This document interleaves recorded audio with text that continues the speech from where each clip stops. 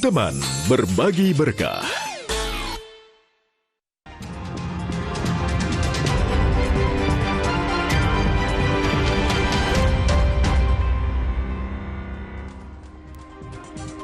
Saya Yasir Neneama masih bersama Anda di Kompas Petang, Saudara. Komisi Kejaksaan RI datang ke Sumatera Utara untuk menjenguk John Wesley Sinaga, jaksa Kejari Deli Serdang yang menjadi korban penganiayaan di Rumah Sakit Columbia Asia. Komisioner Komisi Kejaksaan Rita Serena Kalibonso mengatakan pihaknya tidak hanya menjenguk John dan juga stafnya, yaitu Asensio Silvanos, tetapi juga mendatangi lokasi perkara.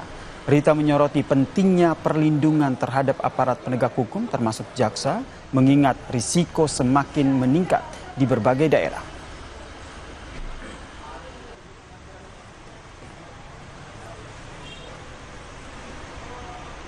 Tahu bahwa yang terakhir ada perpres yang baru saja dalam usia seminggu dikeluarkan, perpres nomor 66 tahun 2025 tentang pengamanan jaksa. Kelihatan ini menjadi satu hal yang konkret kasusnya, di mana keamanan kerja dari jaksa itu perlu, ya, tidak hanya di dalam kedinasan maupun juga di luar kedinasan.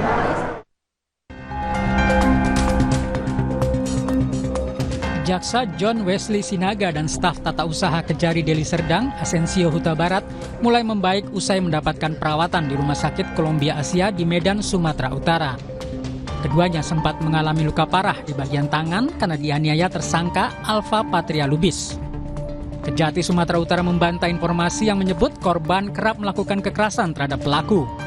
Koordinator Intelijen Kejati Sumut, Yos Arnold, juga memastikan jaksa yang menjadi korban penyerangan tidak pernah menangani perkara pelaku.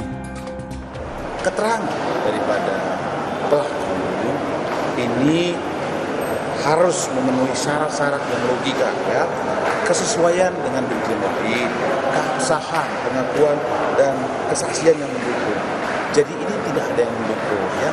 Ini dari apa yang kita simpulkan, ini adalah asumsi alibi dia. Sebelumnya, kuasa hukum tersangka Alfa Patria Lubis menyebut penganiayaan dilakukan karena pelaku kesal kerap dimintai uang oleh korban. Tersangka juga bilang korban sudah 3 kali meminta uang dengan jumlah lebih dari 100 juta rupiah. Dia berpikiran bahwasannya seolah-olah macam dimanfaatkan, ya gitu. Tahan dia kan gitu. Nah, disitulah memuncaknya emosi terus sakit hati, ya. Nah disitulah. Berarti si jaksa ini meminta uang si kepot ini berarti tujuan untuk mengurus kasus ini, Bang? Lebih kurang seperti itu. Adakah yang dijanjikan, contohnya diberikan uang 60 juta dengan tuntutan sekian atau putusan sekian, ada kira-kira ngatur-ngatur kelihatan dari yang bersangkutan. Karena dia berpikir bahasanya selama ini terus dimintain terus, tahan. Itulah memuncaknya minggu kemarin waktu dimintain burung itu. Meski pelaku mengaku kerap diperas korban sebagai motif pembacokan, motif sesungguhnya masih didalami Polda Sumut. Polisi juga mengakui jika pelaku dan korban saling kenal.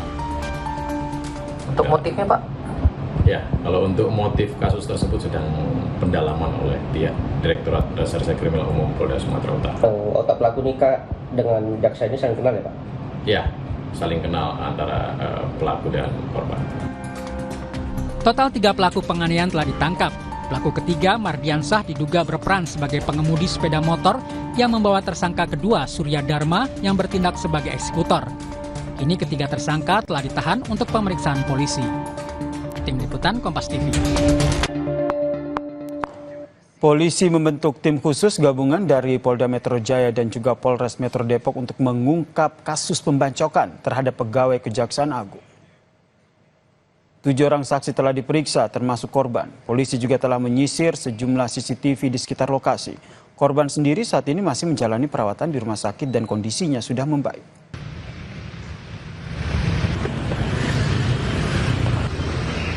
Siapa aja mungkin, Bang? 7 itu pedagang atau orang yang di sekitar TKP, kemudian ada orang yang membantu pada saat pasca peristiwa hingga sampai ke rumah sakit, lalu hari ini bertambah dengan korban sendiri. Kita periksa, kita sisir sampai radius lebih dari 5 km. Untuk di lokasi sendiri belum ada CCTV yang mengcover tempat kejadian perkara. Saudara, 2 peristiwa penganiayaan dan penyerangan terhadap jaksa dan pegawai kejaksaan terjadi dalam sepekan terakhir di Serdang Bedagai, Sumatera Utara dan juga di Depok, Jawa Barat. Lalu bagaimana sebetulnya pengamanan terhadap jaksa saat berdinas maupun di luar kedinasan? Kami membahasnya bersama dengan mantan Kapus Penkum Kejagung, Pak Jasman Panjaitan, dan juga Ketua PBAI, Bang Julius Ibrani yang telah bergabung bersama kami di Kompas Petang. Salam sehat, Pak Jasman. Salam sehat, Bang Julius. Salam sehat. Saya ke Pak Jasman dulu. Pak Jasman melihatnya seperti apa nih kasus pembacokan terhadap jaksa di Medan dan juga di Depok yang terjadi dalam sepekan ini? Jadi sebelum saya tanggapi mengenai yang di Medan dan di Depok, saya juga ingin mengingatkan kita bahwa ada jaksa di Poso yang bernama Ferry Silalahi juga dibunuh di sana pada waktu tahun kurang lebih tahun 98.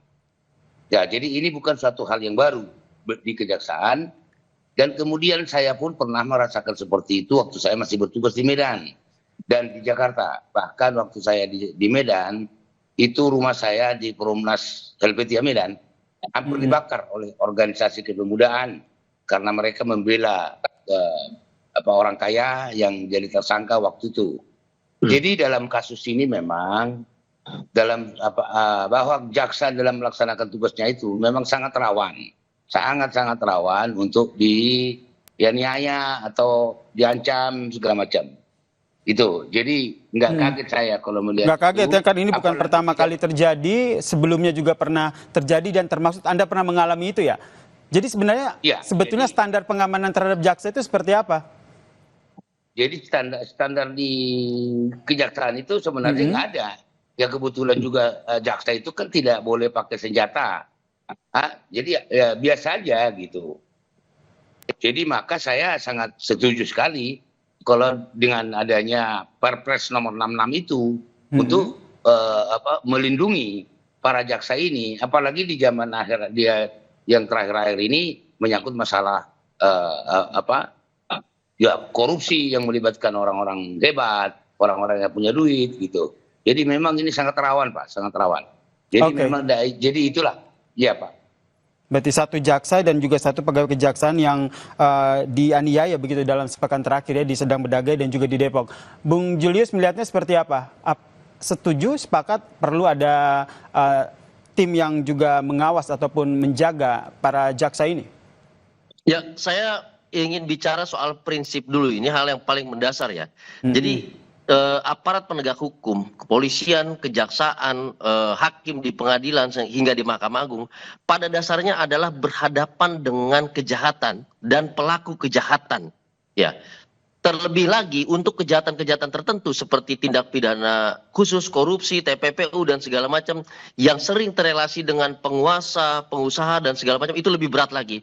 Dalam kondisi ini maka setiap penindakan oleh kejaksaan itu pengamanan sifatnya bukan suplemen, bukan komplement, tetapi dia wajib hukumnya. Makanya kita mendorong sejak awal sebelum misalnya jaksa fungsional dalam bidang tindak pidana umum atau tindak pidana khusus bergerak, perlu ada tim intelijen kejaksaan yang bergerak untuk memperkuat sebelum penindakan itu terjadi, untuk melakukan bacaan situasi di lapangan. Bahkan jika diperlukan untuk melakukan stabilisasi di lapangan. Nah, sejauh ini apakah mandat undang-undang kejaksaan sudah ada? Sebetulnya sudah ada, tetapi belum diturunkan kepada peraturan-peraturan yang lebih teknis. Jadi di dalam posisi itu kita melihat bahwa ada tren begitu bernasnya, begitu beringasnya kejaksaan mulai dari Kejaksaan Agung sampai ke Kejaksaan Negeri dalam memberantas kejahatan utamanya tindak pidana korupsi ini selalu paralel dengan ancaman yang terjadi. Dulu KPK menghadapi hal yang sama. Lembaga penegak hukum yang lain juga menghadapi hal yang sama. Hakim-hakim menghadapi hal yang sama. Tetapi kita selalu memisahkan, kita membagi kompartemen antara penindakannya dengan pengamanannya dan yang lain. Nah, sekarang ini tidak boleh lagi. PBAI sudah mengingatkan berkali-kali. Dalam 3 tahun terakhir, catatan PBAI, peningkatan ancaman terhadap penegak hukum utamanya adalah kejaksaan yang melakukan pengusutan tindak pidana umum dan tindak pidana khusus itu meningkat sampai di atas 60%. Artinya urgensinya ini sudah sangat tinggi. Jadi tidak boleh lagi Jaksa Agung kemudian mengatakan bahwa beban untuk mengamankan dalam setiap pendekatan penindakan kejaksaan itu pada si jaksa fungsional sendiri. Tidak boleh. Harus diiringi dengan kejaksaan di bidang intelijen di situ untuk melakukan bacaan lapangan, stabilisasi lapangan, sehingga tidak terpisah-pisah lagi karena satu kejadian, dua kejadian akan menjadi presiden dan ini yang terungkap di media. Yang ingin saya tekankan ke Bang Julius, apakah menurut Anda ini adalah bentuk teror kepada kejaksaan? Sudah pasti. Tadi kami katakan dalam 3 tahun terakhir intimidasi, teror, serangan sampai pembunuhan terhadap jaksa-jaksa itu terjadi seiring dengan peningkatan kasus-kasus yang terorganisir, kejahatan luar biasa yang ditangani oleh kejaksaan. Jadi ini memang sudah apa ya, konsekuensi logis ketika melawan kejahatan maka akan diserang balik oleh si penjahat. Oleh karena itu nggak boleh dipisahkan lagi antara pengamanan dengan penindakan.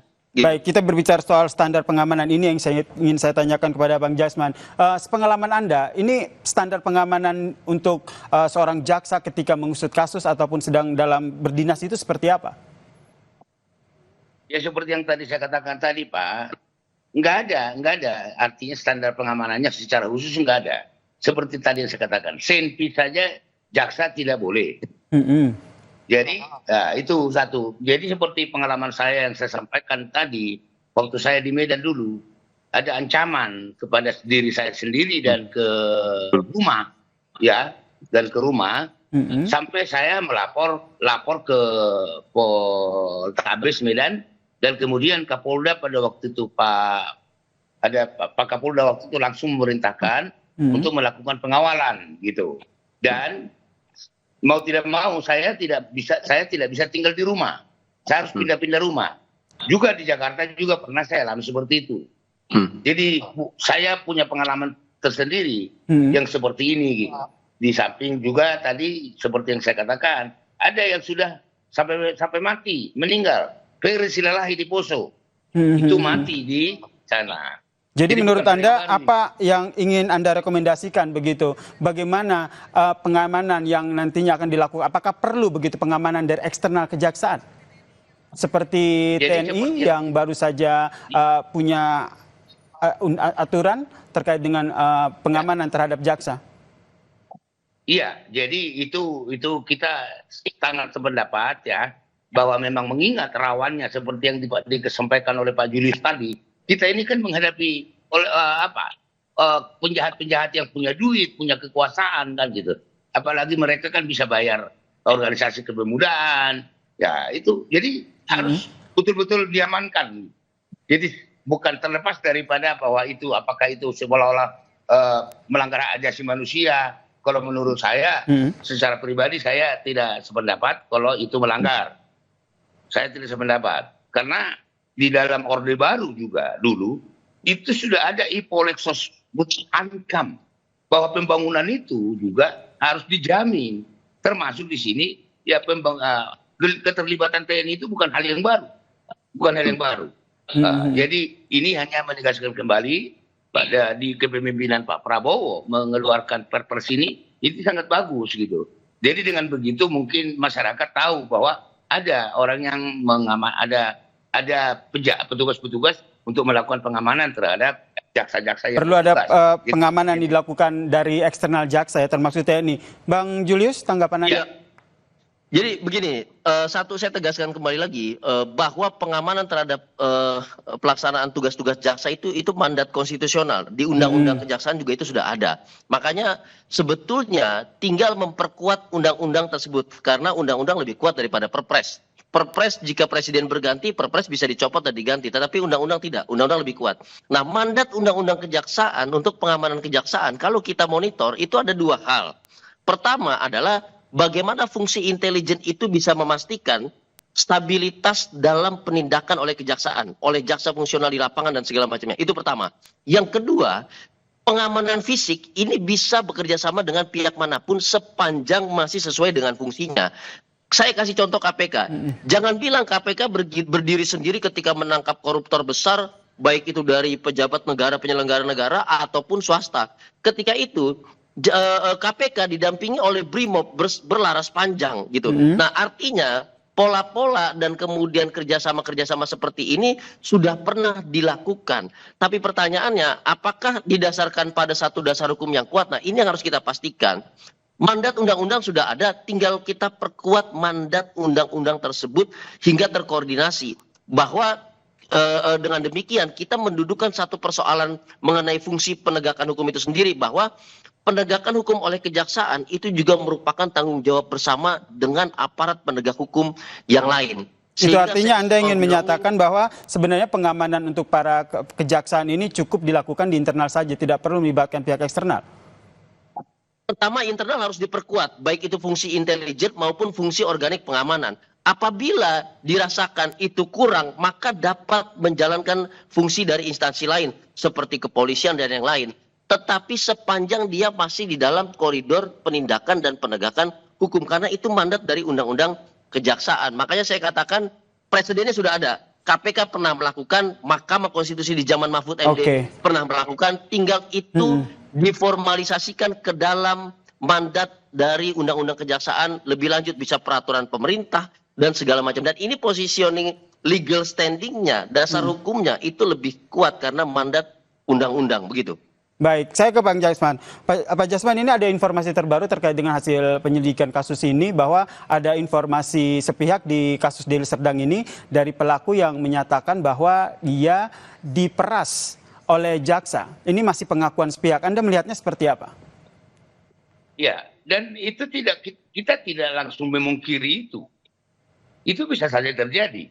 Makanya juga masalah mentalitas jaksa ini juga harus diperketat atau ditingkatkan profesionalismenya, moralnya, kan gitu.